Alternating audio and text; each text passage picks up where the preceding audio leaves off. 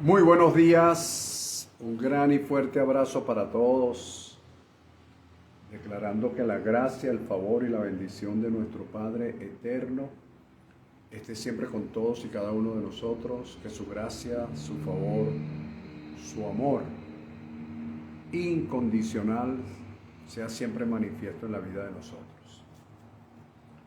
Bueno, agradecidos de Dios nuestro Padre porque nos da nuevamente la oportunidad de conectarnos en este día, después de un día domingo que no estuvimos presentes por cuestiones de vacaciones carnestolendas. No por mí, sino porque yo sé que a la gente le gusta tomarse sus días de descanso y eso es importante, ¿ok? Bien, fíjense, vamos a comenzar de una vez, no vamos a esperar que otros se conecten, sino que se vayan conectando a lo largo del camino. Fíjense bien, hemos venido hablando sobre un tema que lo he llamado fundamentos de reino. Fíjate, no es un fundamento de reino tradicional, sino es un fundamento del reino que yo extraigo de la base bíblica. De acuerdo a lo que esa base bíblica me diga para este tiempo, entonces extraigo el fundamento del reino. Quiero explicarme bien. No es el fundamento del reino que teológicamente alguien pueda decir, bueno, aquí vemos el fundamento del bautismo, por ejemplo, por decir una palabra. No se trata de eso, se trata de un fundamento que se extrae sobre la base de lo que nos diga en este tiempo el texto bíblico leído o analizado. Estoy esperando que lo que estoy diciendo se interprete bien. Entonces, sobre esa base hemos venido trabajando. Y por eso es que usted va a ver, bueno, fundamentos del reino, pero ¿quién dijo que eso era un fundamento del reino? Siempre que la palabra contenga un principio intrínseco, ahí hay un fundamento del reino. Así que vamos a darle, para entrar en contexto o para ponernos en contexto, vamos a recordar un poco lo que hablamos en los días anteriores o los domingos anteriores para que entremos en el contexto como tal. Dijimos que sobre los fundamentos del reino, que hay que pedir lo que ya Dios nos dio en eternidad. Hay que buscar lo que ya Dios puso en nuestro camino y hay que abrir la puerta que ya Dios de alguna manera nos abrió. De todo aquello que nosotros queremos recibir debemos dar, así sea simbólicamente. Es necesario que aprendamos a diferenciar nuestra posición o nuestras posturas del por qué Dios nos llamó reyes y sacerdotes, ¿no? O nos hizo reyes y sacerdotes.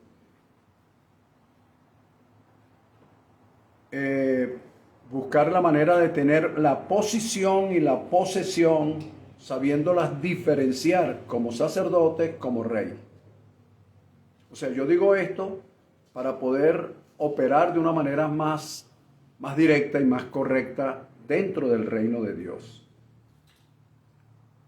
También dije que lo que se adquiere por el Espíritu no se puede sostener por la carne. Nosotros, lo he dicho en varias oportunidades, oramos y oramos y oramos por algo, estamos tocando el mundo espiritual para que algo se materialice en el mundo material, y cuando éste se materializa nos absorbe de tal manera que tratamos desde el punto de vista psicoemocional tratar de retener algo que lo obtuvimos a través del Espíritu. Déjeme decirle que no se puede, a la larga lo pierdes. Y también dije que solo el tiempo de Dios, que solo en el tiempo de Dios veremos su gloria. ¿Ok? Bien, nos preguntamos, estoy entrando en contexto, ¿qué son fundamentos del reino? Yo dije en esa oportunidad que los fundamentos del reino son principios divinos, espirituales y universales. ¿Por qué son divinos? Porque provienen de la divinidad de Dios. ¿Por qué son espirituales? Porque tienen su origen en el Espíritu de Dios y Dios es Espíritu. ¿Por qué son universales? Porque fueron creados para sostener y regir el universo y todos los que en ellos hay. Y son eternos, el otro punto, porque fueron creados en eternidad y no están limitados ni sujetos al tiempo, sino que trascienden los tiempos, no están sujetos a modas, no están sujetos a inventos, son principios desde la eternidad hasta la eternidad. Por eso los principios moldean el tiempo y no el tiempo moldea los principios. O sea, no se puede, no es que digamos, bueno, pero es que este principio funcionó en la época de Moisés, pero no funciona en la época nuestra. Entonces no es un principio. Porque el principio funciona en la época de Abraham, de Isaac y de Jacob, en la época de José, en la época de Moisés, en la época de Josué, en la época de Elías, de David y de todos los profetas, en la época de Jesús, de Pablo, de Pedro, de Juan, y también funciona en nuestra época, porque son principios, porque de lo contrario dejarían de serlo. No son principios, simplemente son... la gente confunde mucho el principio con el valor, son dos cosas distintas. Ok. Por eso dije entonces que como trascienden los tiempos, estos principios, estos fundamentos de los cuales les estoy hablando, funcionan, tienen efecto, son efectivos, son eficaces en nuestra vida personal, en nuestra vida de pareja, matrimonio, en nuestros comercios, en nuestros negocios, en nuestras profesiones, en fin, en todas las actividades de nuestra vida, estos principios funcionan, por supuesto, si nosotros le damos cabida. Si no le damos cabida, no funcionan, pero hay que darle cabida. Bien, sobre la base de Mateo capítulo 7, versículos 7 y siguiente, nos hicimos la pregunta, ¿qué quiero recibir? ¿Qué quiero hallar? ¿Y qué quiero abrir? Y la respuesta la extrajimos de Marcos capítulo 11, versículos 12 al 26, donde hay una combinación de leyes que es importante verlas, porque nosotros humanamente, el universo, como lo dije antes, los principios son universales, porque fueron hechos para regir el universo y todo lo que en ellos hay, o todo lo que hay en el universo. Entonces, cuando nosotros, sin darnos cuenta, consciente o inconscientemente, estamos practicando leyes, obedeciendo leyes universales, o estamos desobedeciéndolas, de una u otra forma, sin darnos cuenta. Pero sin darnos cuenta, traemos sus consecuencias, pudiésemos decir positivas o negativas, pudiésemos decir así. ¿Ok? Entonces, pues ahí está la ley, se combinan la ley de la fe, la ley de la atracción, la ley de la confesión, la ley de la reciprocidad, en fin, la ley del perdón y reconciliación, bien importante esa ley, y así sucesivamente vimos una serie de cuestiones. Estoy tratando, repito, o mejor dicho, estoy procurando crear un contexto para continuar el día de hoy con esto de los fundamentos del reino. Vimos algo que es bien importante, que nosotros no lo notamos, no lo practicamos en nuestras oraciones. Es distinto hacer una oración de esas que hacemos cotidianamente. Señor, te damos gracias por el alimento, te damos gracias por el vestido, Señor, gracias por la salud, gracias porque nos despertamos, porque pudimos acostarnos y levantarnos, nos devolviste el alma. En fin, ese es un tipo de oración que es muy bueno hacerla, pero hay una diferencia entre una oración común y una oración de intercesión. Son cosas distintas. Cuando nosotros oramos intercediendo por algo, entonces nosotros estamos ocupando la posición que nos dio Dios, que es la posición de sacerdotes. De resto, pues, no es que no ejecutemos esa posición, pero que es la oración cotidiana que, amén, es buena. Pero mejor es tener conciencia de cuando podemos usar una oración de intercesión, que es otra cosa distinta. O mejor dicho, una oración distinta, con mayor fuerza, con mayor eficacia. ¿Ok? Hablamos que las 5 características básicas de esa oración de intercesión, que es tener fe en Dios, es que estemos sin duda, creer en lo que pedimos y sobre todas las cosas practicar ese principio que dije antes, que es el principio del perdón y la reconciliación. Hablamos también los 3 principios básicos del por qué Dios nos hizo reyes y sacerdotes. Los dije, nos hizo reyes para poseer, nos hizo sacerdotes para tener una posición y para ocupar un lugar, una posición correcta dentro del reino. Nos hizo reyes para reinar sobre lo que se deje reinar y nos hizo sacerdotes para que intercedamos por aquellos sobre lo cual no reinamos. Hay situaciones sobre las cuales nosotros no nos reinamos. Una situación sobrevenida. Vas al médico, hacerte un chequeo normal porque te produce hacerlo. Lo haces todos los años y resulta que te salió algo ahí extraño. Entonces, si te salió algo extraño es porque sobre ese algo extraño no estamos reinando. Entonces, ¿dónde viene la oración de intercesión para ver de qué manera podemos resolver la situación para comenzar a reinar en ella? ¿Ves? A veces hay situaciones sobre las cuales no vamos a reinar, pero sobre las situaciones en las cuales no reinamos, entonces sacamos, esgrimimos nuestra posición de sacerdotes. Ahí es donde yo quiero que lo entendamos, porque a veces esa mentalidad de rey, que soy rey, que soy rey, que soy rey, que soy rey, y a veces esa mentalidad no es que sea mala, sino que se contrapone cuando no entendemos la diferencia entre reinar e interceder, que son 2 posiciones distintas. Y ambas nos las dio Dios, y si nos las dio Dios fue con esa finalidad. Eso es lo que quiero que entendamos. Ok. Entonces comenzamos a hablar, pasamos al capítulo 11 del libro de los Hebreos, versículos 23 al 29, hoy lo vamos a finalizar. Estoy creyendo firmemente que lo vamos a finalizar hoy. Entonces, donde hablamos de la fe de Moisés, dice la Escritura que por la fe Moisés, cuando nació, pero esta fe eran de sus padres, fue escondido por 3 meses porque sus padres lo vieron niño hermoso y no temieron al decreto del rey. Entonces hablamos sobre la base de ese texto bíblico traído a nuestro tiempo, para ver cómo hago yo que eso funcione en mi tiempo, ¿ok? Porque si no es un conocimiento bíblico, o si no es un conocimiento teológico, que es bueno, puedo pararme y expresar, aleluya, y dar una exposición bien hermosa, pero en la práctica, ¿cómo llevo eso a la práctica? ¿Cómo convierto la teoría en algo, en practicidad en mi vida?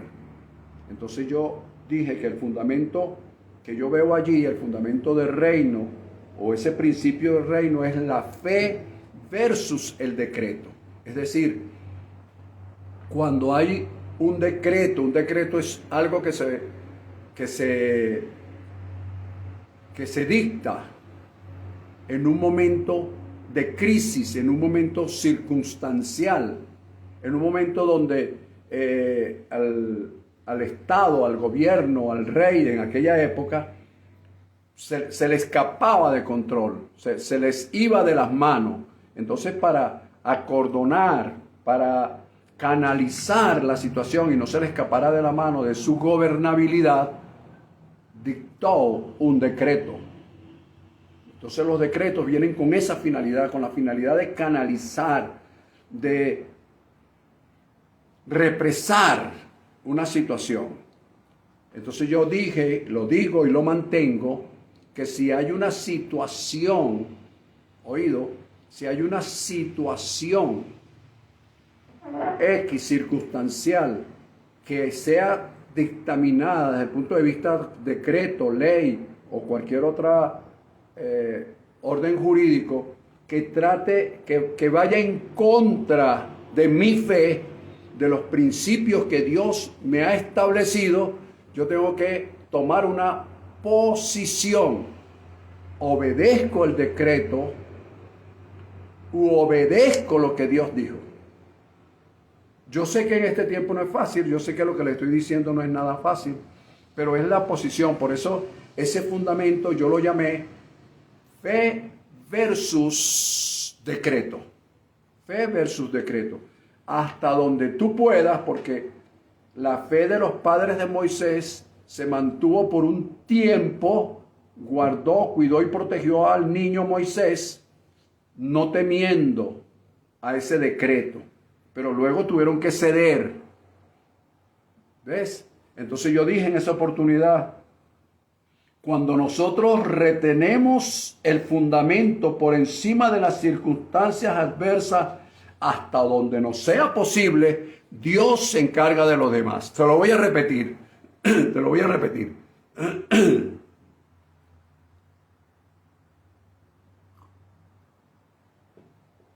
Cuando nosotros retenemos el fundamento por encima de las circunstancias adversas, hasta donde nos sea posible, fíjate lo que estoy diciendo, estoy dándole apertura a la parte humana, a la parte política, social, coyuntural que podamos estar viviendo en un momento determinado. Y entonces, pero mientras nosotros retengamos el fundamento hasta donde nos sea posible, Dios se encarga de lo demás. ¿Por qué dije eso? Porque Dios se encargó de llevar esa cesta donde iba el niño Moisés para que le llegara a las manos de la hija del faraón, que en ese momento estaba justo en el río. O sea, Dios preparó el momento. Ein od milvado. Ein od milvado. Nada se escapa de la presencia y de las manos de Dios. Todo está dentro de las manos de Dios propiamente dicho. ¿Ok? Bien, eso lo puede ver en el video anterior que lo expliqué detalladamente.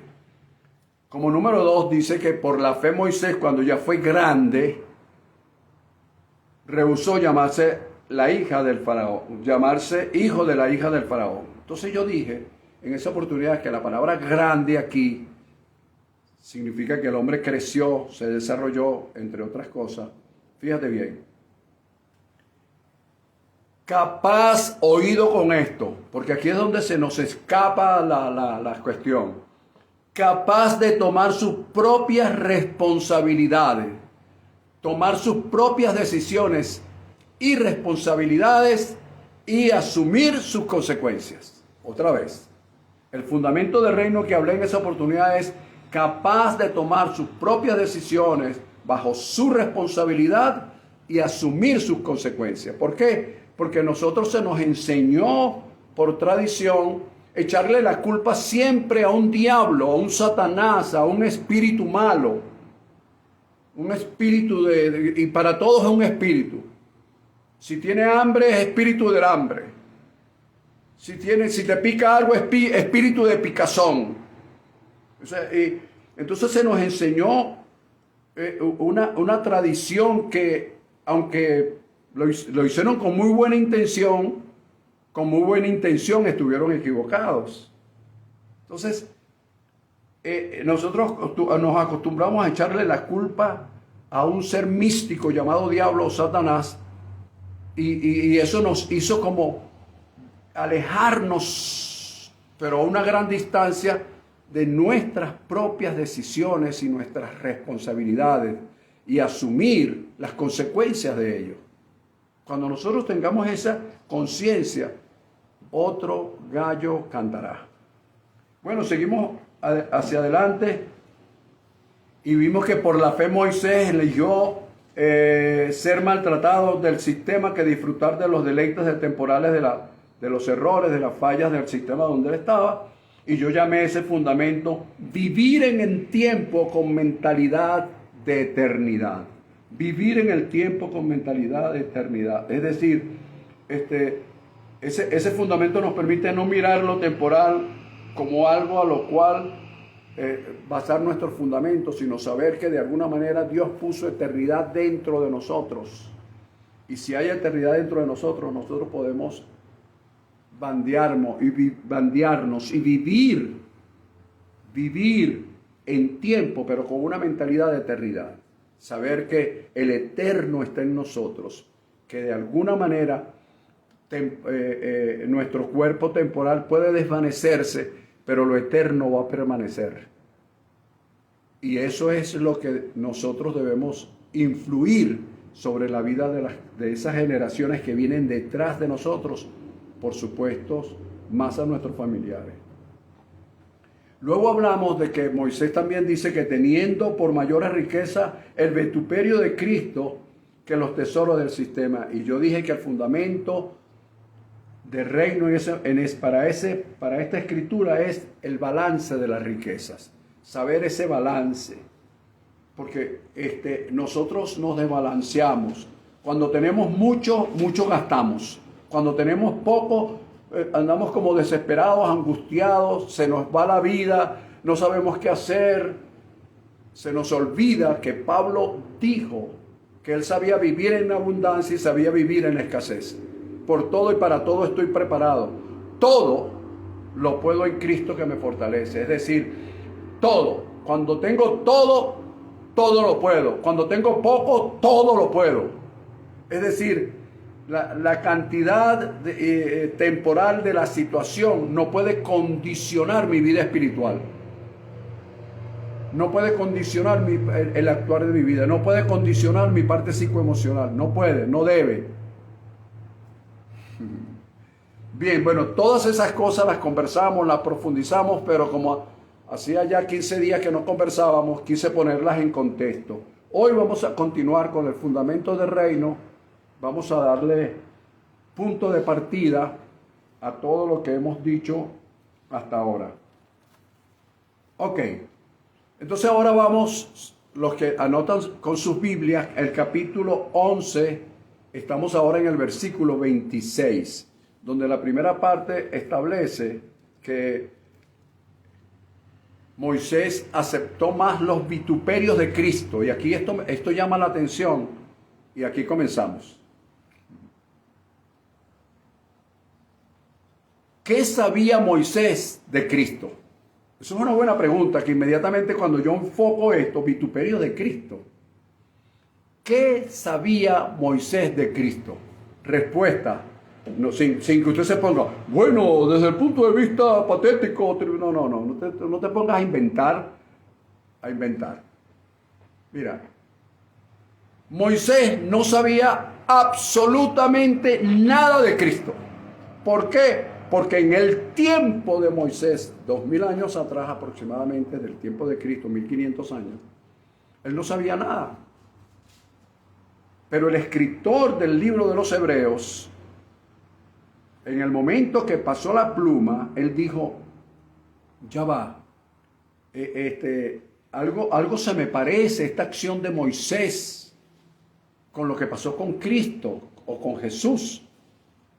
Algo se me parece. Entonces, por eso escribió que él aceptó los vituperios de Cristo, como dando a entender simbólicamente que el Señor Moisés aceptó el insulto, que es lo que significa la palabra vituperio, insulto, deshonra, vergüenza, reproche, rechazo de la sociedad. Eso es lo que significa la palabra vituperio. Entonces, él aceptó el insulto, la deshonra y la vergüenza, porque Moisés, todos sabemos que fue criado, lo dije en el mensaje anterior, que fue criado por los egipcios, fue educado por los egipcios, fue formado por los egipcios y ocupó cargos importantísimos dentro del reino de los egipcios.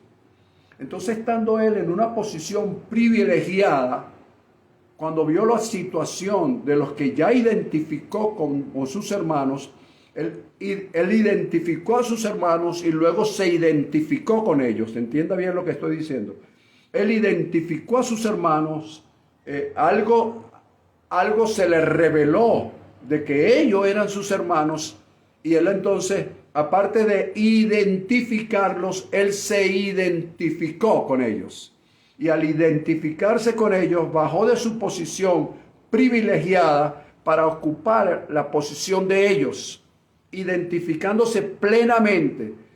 Se hizo esclavo siendo libre.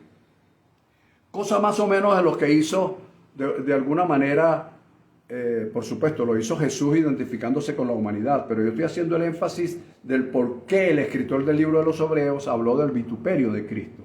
Entonces, esto es Moisés, sin saberlo, inconscientemente se proyectó, o mejor dicho, proyectó en su acción proféticamente lo que iba a suceder con Jesús en un futuro, sin él saberlo. Esto ahora hago un paréntesis para que usted medite en lo que voy a decir. Nuestras acciones, escucha, nuestras acciones de hoy, conscientes o inconscientes, proyectan en el futuro proféticamente lo que puede suceder con nuestra descendencia, con la descendencia que viene detrás de nosotros. Es decir, nosotros consciente o inconscientemente, proyectamos lo que puede suceder con nuestras generaciones futuras. A ver si esto se logró entender, para que no sea simplemente algo bíblico, para que no sea algo teológico, sino que de repente nosotros podamos reflexionar. ¿Cómo? Porque nosotros a veces cosechamos situaciones que nos preguntamos, yo no sembré para esto. Y eso es cierto. Pero, ¿y si tu padre lo sembró? ¿Y si tu abuelo lo sembró? Pero bueno, ¿qué culpa tengo yo de que mi abuelo lo haya sembrado o no lo haya sembrado? Bueno, ahí es donde viene tu capacidad de reflexión y de saber qué posición tienes como rey o como sacerdote. Y pararte firme y declarar que desde ti hacia los demás, como lo digo yo, desde mí hacia abajo, se genera lo que yo hago. Yo hago una represa de lo que fueron mis padres, biológicamente, es decir, eso que también se enseñó por años, de lo que es la maldición generacional. No, eso es una maldición generacional. Amigo, déjeme decirle algo. Usted está en la capacidad, porque Cristo nos redimió de toda maldición. Usted está en la capacidad de reprender toda maldición, de frenarla y no dejar que pase hacia su familia. No, que mi familia sufría de diabetes y por eso fulano está sufriendo de diabetes. No me interesa si mi familia, si mi papá, mi abuelo Serafín sufrieron de diabetes. Esos fueron ellos. Desde aquí comienzas tú a gobernar. Por eso Dios nos hizo. Cuando entendemos lo que somos reyes, reinamos sobre esa situación. No, que mi mamá sufría de la tensión y por eso yo también sufro de la tensión. No, tú no tienes por qué aceptar algo como eso. Tú tienes la capacidad de frenar, tú tienes la capacidad de comenzar de nuevo. Dios te hizo una nueva criatura. Las cosas viejas pasaron. Entonces, nos enseñaron una cantidad de cosas que, bueno, tendríamos que sentarnos a discutirlas, a debatirlas, para que sepas y entiendas que tú eres el Abraham de tu familia, que de ti en adelante es que comienza la cosa, no lo que viene atrás. Quiera Dios entienda lo que te dije, porque no tengo tiempo así para explicártelo todo. Te recomiendo que leas el capítulo 2 de Filipenses, versículos 5 al 11. Anótalo y léelo con calma. No, tú sabes que mi mamá me contó que mi abuelito tenía los ojos rojos. Y por eso es que tú tienes los ojos rojos. No, chico, en ese tiempo a lo mejor no había el colirio necesario. Yo me quito el color de los ojos rojos. O sea, es tener una actitud contraria a aquella actitud que de alguna manera, o aquellas palabras que de alguna manera están produciendo en ti algo negativo y que producen en ti situaciones adversas. Ciertamente nosotros heredamos cosas biológicas, psicológicas, entre otras cosas, ciertamente, pero soy yo responsablemente que las enfrento o no las enfrento, tomando mi posición como rey y como sacerdote. ¿Quedó claro? Está bien, pues. Ok, luego dice el texto, porque tenían la mirada puesta en el galardón. Ahora, ¿qué es un galardón? Porque para poder entender esto, ¿qué es un galardón? Mira, un galardón, en su palabra hebrea y en su palabra inclusive griega, es como un salario. Pero eso va más allá, porque no se trata de un salario es porque tú trabajaste.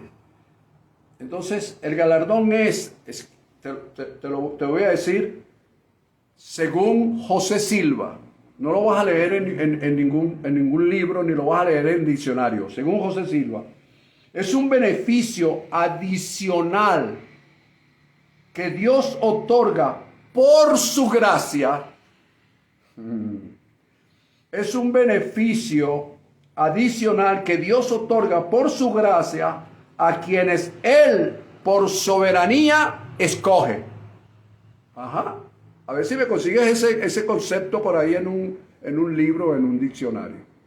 Bueno, ni en inteligencia artificial, pues. ¿Por qué? Porque es producto del análisis de la palabra.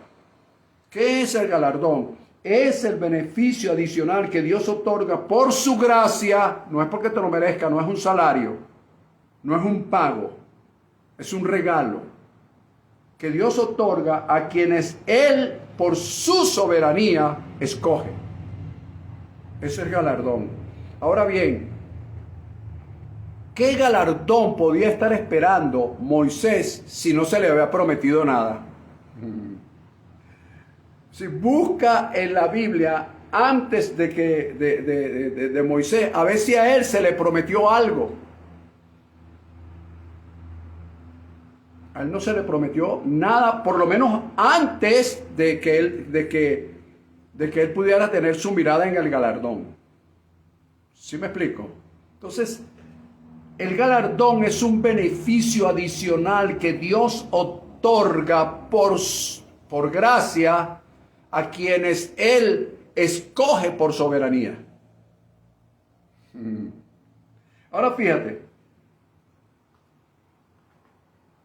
dice la Escritura que Moisés tuvo la mirada puesta en algo que él no veía.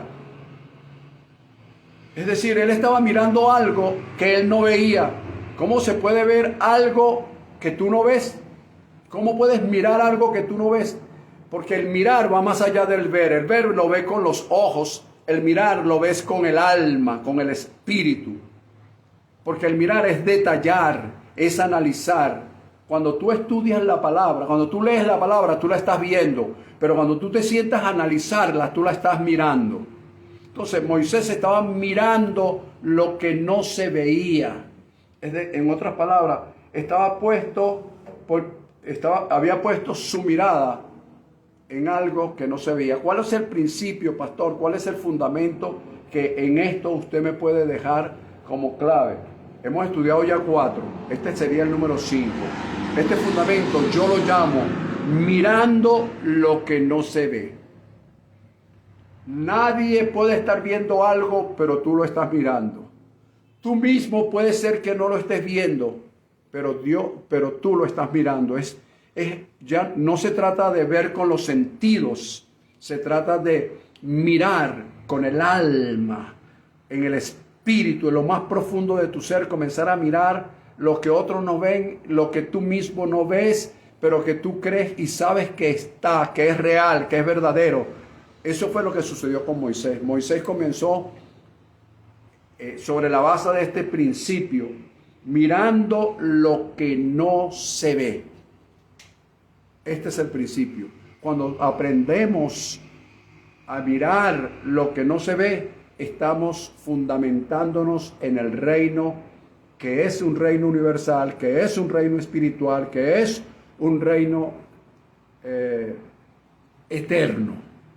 Estamos fundamentándonos, mirar lo que no se ve. Y sobre ese texto, sobre esta base de mirando lo que no se ve, el próximo domingo vamos a iniciar nuestra enseñanza sobre la base de este texto, de este principio, mirando lo que no se ve.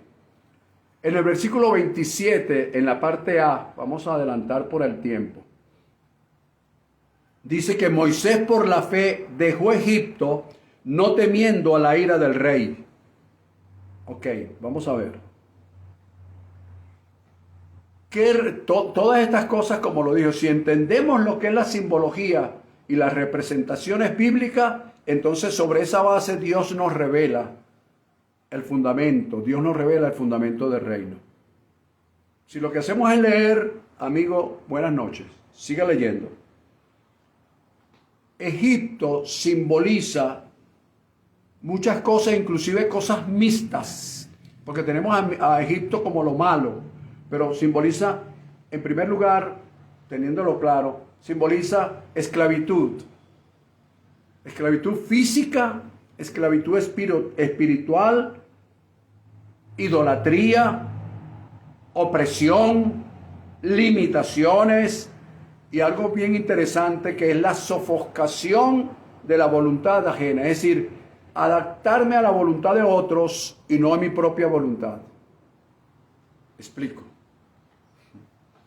Es como los contratos, creo que la palabra es adheridos, no la tengo clara ahorita en este momento, me disculpan, pero me disculpo por eso.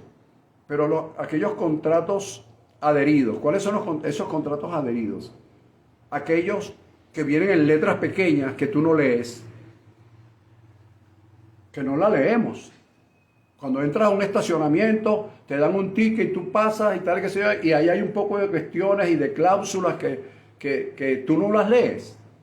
Entonces cuando vas a reclamar, no, mira, eso está aquí en el contrato, lo que pasa es que usted no lo vio. Entonces, eso es lo que yo llamo sofocación por voluntad ajena. Es decir, la persona se siente sofocada, intimidada, limitada, pero no por su propia voluntad, sino por la voluntad de otro. Es como un imperio sobre la voluntad de un pueblo. El pueblo se sujeta y se somete a ese imperio, entonces queda sofocado por voluntad ajena, no por tu propia voluntad. No es lo mismo cuando tú lees un contrato y tú llegas y dices, bueno, sí, estoy de acuerdo, me parece muy bien. Ah, los beneficios están muy buenos. Ah, sí. Ah, ¿cuánto me voy a ganar? Tanto. Perfecto. Ok, perfecto, firmo el contrato. ¿Por qué? Porque me están proponiendo unas cláusulas que a mi manera de ver yo las acepto porque me parecen favorables. Pero cuando en ese contrato hay cosas que son desfavorables y tú las firmas, tú te estás sujetando a la voluntad ajena. Porque vas a hacer lo que otro quiere, no lo que tú quieres. Y cuando tú haces lo que otro quiere, no lo que tú quieres, tú te conviertes indirectamente en un esclavo. Te conviertes en un siervo. Pierdes tu voluntad.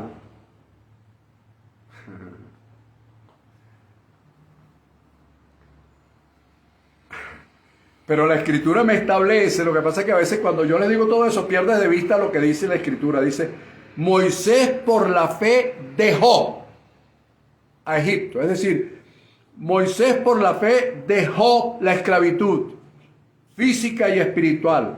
Moisés por la fe dejó la opresión. Moisés por la fe dejó la limitación, dejó la idolatría, dejó la sofocación por voluntad ajena. Moisés por la fe dejó el refugio engañoso, que esa es otra cosa. ¿Por qué lo llamo refugio engañoso? Porque casi todos los patriarcas, por lo menos el señor Abraham y el señor Isaac, Abraham bajó a Egipto. Isaac trató de hacer lo mismo y Dios no se lo permitió. ¿Por qué? Y cuando tú lees a lo largo y ancho de las acciones de Israel, Israel cantidades de veces quiso bajar a Egipto porque Egipto representaba, para aquel entonces era la luminaria, la economía más alta, la cultura más alta. Y por supuesto, es como el sueño americano hoy, pues.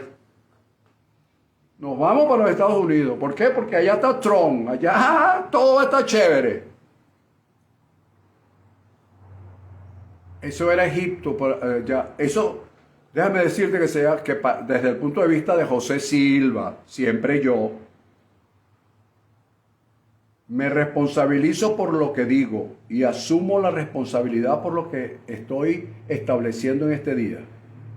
Eso se llama refugio engañoso. Refugio engañoso. Es decir, me estoy yendo a un lugar que lo tomo como un refugio, pero me está engañando. Porque me trae engaño.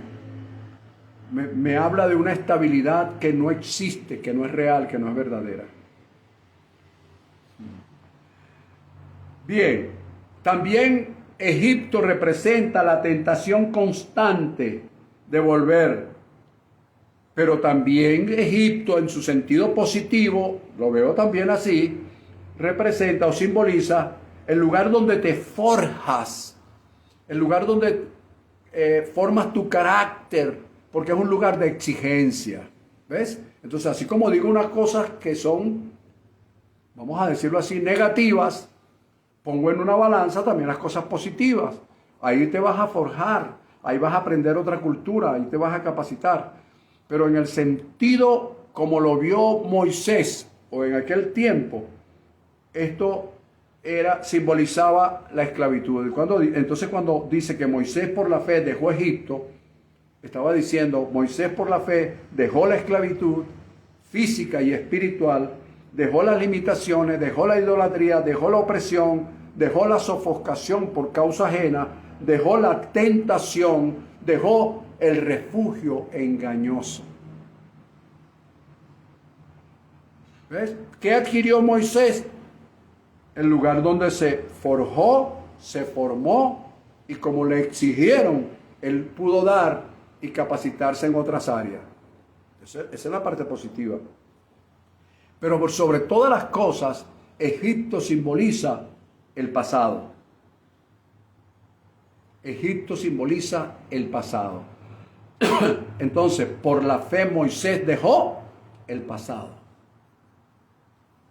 no temiendo a la ira del rey. ¿Qué es la ira del rey? ¿Qué simboliza la ira del rey? Yo quiero que veas todo el simbolismo, porque si no vemos el simbolismo no podemos sacar nunca, podemos sacar el fundamento del reino, porque el fundamento del reino es lo que está abajo, tapado, donde Dios lo puso para que edifiquemos, pero sobre ese fundamento se han montado una cantidad de cosas, tradiciones, costumbres, religión, hechicería, superstición, engaños, torpeza, limitaciones. Entonces todo eso tapó el fundamento.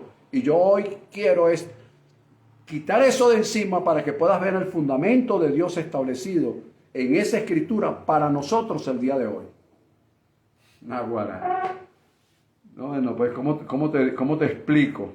La ira del rey es todo aquello que gobernó, dominó, manipuló y controló tu vida sin dejarte exteriorizar tus capacidades y talentos dados por Dios. Naguará.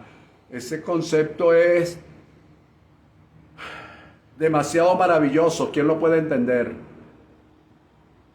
Te lo voy a repetir nuevamente para que tengas chance de anotarlo y si no vas a volver a ver el video. Fíjate, la ira del rey simboliza todo aquello que gobernó, dominó, manipuló y controló tu vida sin dejarte exteriorizar tus capacidades y talentos dados por Dios. Dios te dio capacidades y talentos, pero todo esto, todo este gobierno, esta manipulación, esta religiosidad, te limitó para que tú exteriorizaras ese talento. Y a veces tenemos ese talento como ministros, como pastores, pero estamos ocupados en otras cosas, porque son necesarias, como sucedió con el pueblo de Leví en la antigüedad. Fueron escogidos para ministrar en el templo,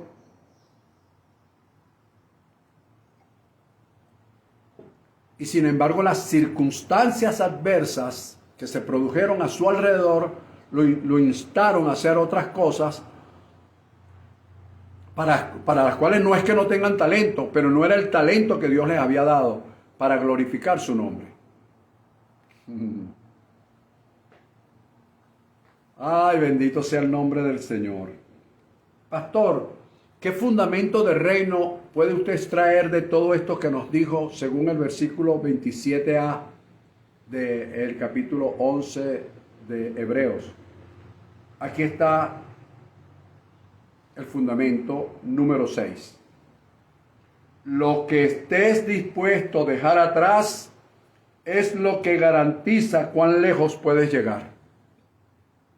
Lo que estés dispuesto a dejar atrás es lo que garantiza cuán lejos puedo llegar. Es decir, lo que Moisés estuvo dispuesto a dejar atrás, dejó Egipto, eso determinó su avance y poder realmente mirar lo que no se veía. Entonces, lo que estemos dispuestos a dejar atrás va a determinar, va a garantizar cuán lejos podemos llegar. ¿Qué estamos dispuestos a dejar atrás? Porque Egipto también representa cultura.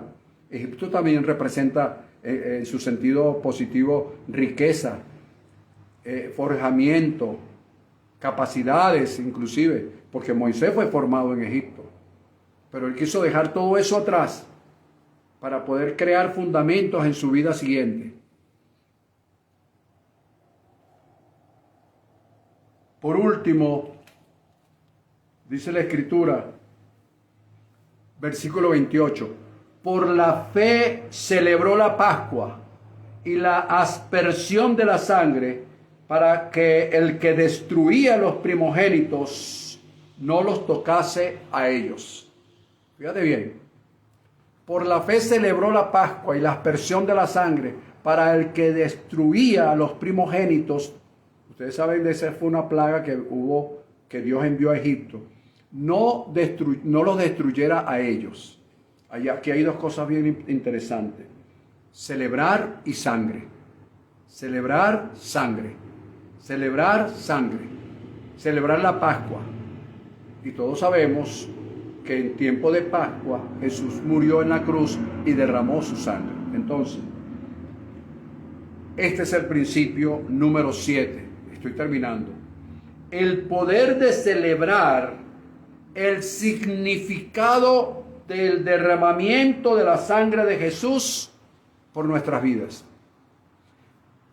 Poder celebrar el derramamiento de la sangre de Jesús en nuestras vidas. Y ahí te dejo esto. ¿Cuál es el fundamento? Poder celebrar.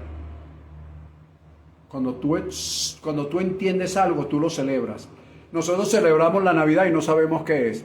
Celebramos Carnaval y no sabemos qué es. Celebramos Semana Santa y no sabemos qué es.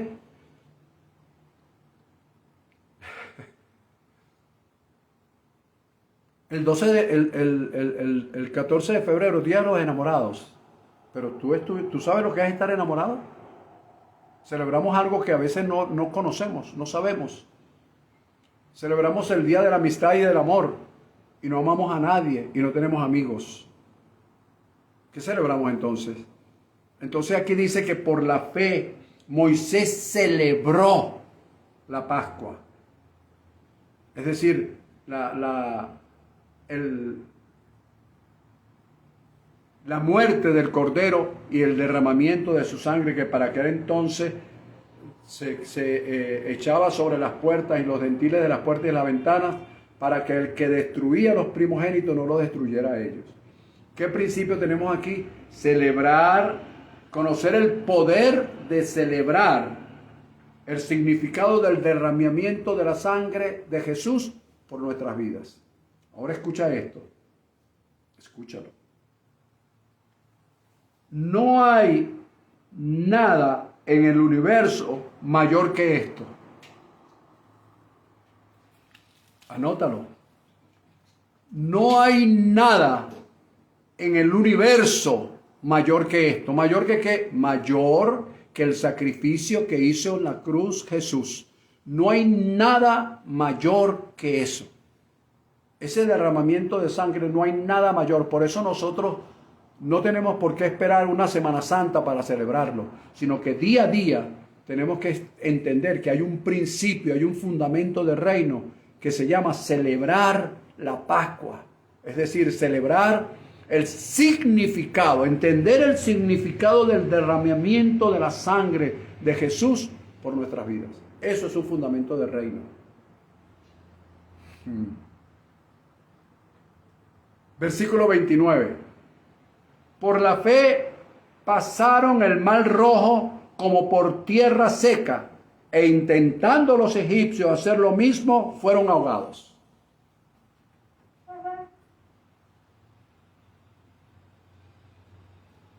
Pastor, ¿qué fundamento del reino podemos ver allí? Ya lo vamos a explicar. Pero déjeme decirte aquí algo con relación a esto. Toda circunstancia adversa que nos intimide, pero que podamos superarla, simboliza el mar rojo. El mar rojo simboliza entonces para nuestro tiempo toda circunstancia adversa que nos intimide, pero que podamos superarla. ¿Quién no se intimida por una situación X? ¿Quién no se intimida por tener un problema económico X? O un problema de salud, o el problema de salud de un familiar, de un amigo, problemas económicos, el negocio comienza a ir mal. ¿Quién no se intimida por eso? ¿Quién no se asusta? Todos nos asustamos. Entonces, eso es un mal rojo. Entonces, toda circunstancia adversa que nos intimide, pero que podamos superar, simboliza el mal rojo. Ahora, eso simboliza también el paso a otro nivel, a un nivel físico, a un nivel económico o a un nivel ministerial, entre otros. Siempre que nosotros podamos resolver una situación adversa, hoy que nos intimidó ayer, estamos subiendo de nivel. Lo que pasa es que no nos damos cuenta.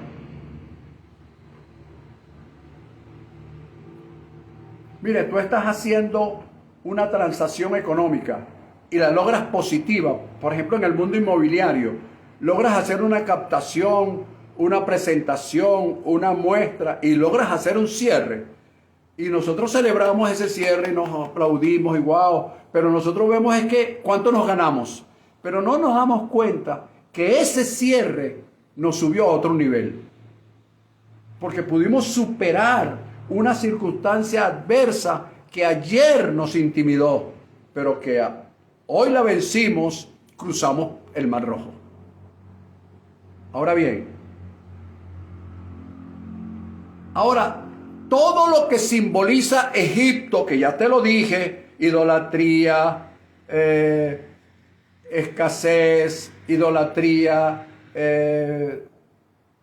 esclavitud física, esclavitud espiritual, esclavitud idolátrica, estar sofocado por una voluntad ajena, todas esas cosas que simboliza Egipto, intentará pasar a tu mismo nivel, es decir, te va a seguir, va a ir detrás de ti, va a ir detrás de mí, pero Dios nos garantiza, según el texto, que se ahogarán en el intento.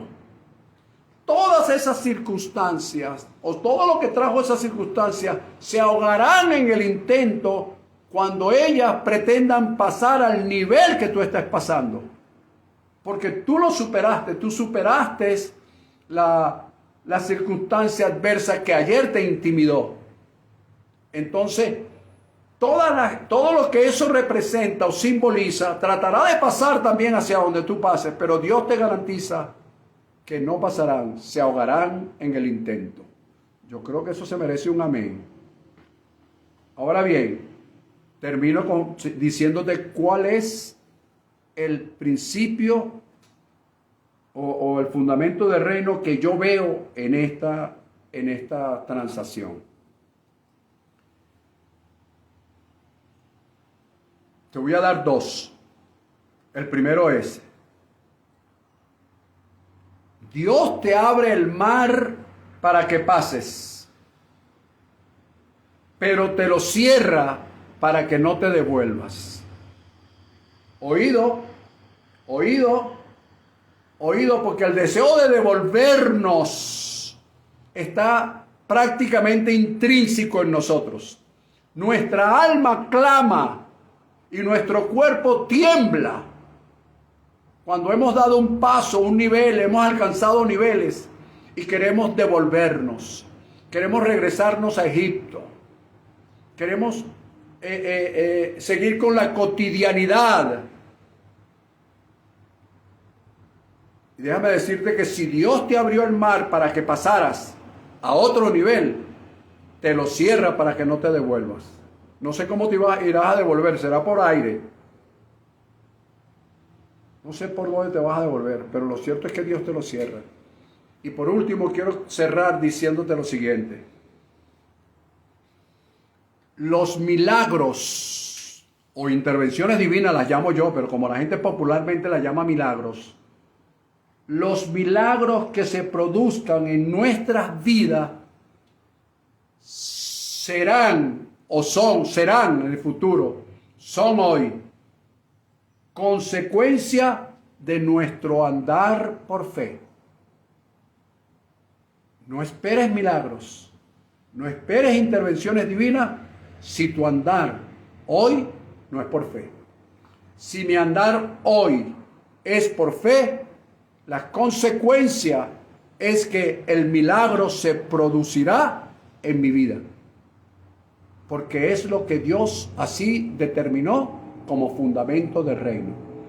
Los milagros, el caminar en fe es un fundamento del reino. Los milagros son consecuencias de ese caminar, es decir, de andar sobre ese fundamento. Señores, damas y caballeros, esta es la palabra de hoy. No quiero decirles más, no quiero decirles menos.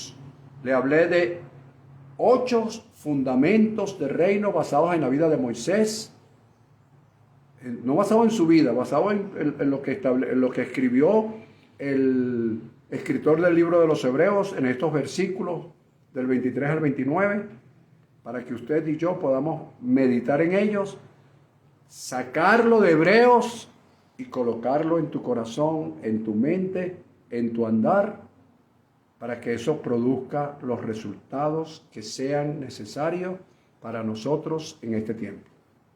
Los declaro muy bendecidos, bajo cobertura divina, que la gracia y el favor de Dios estén siempre en su vida y que esta semana, que hoy prácticamente se está iniciando en este primer domingo, en este primer día de la semana, sea muy productiva, muy fructífera, muy próspera y sobre todo muy llena de satisfacciones y de paz. La paz de Dios que sobrepasa todo entendimiento. Sean todos muy bendecidos. Un fuerte y gran abrazo para todos.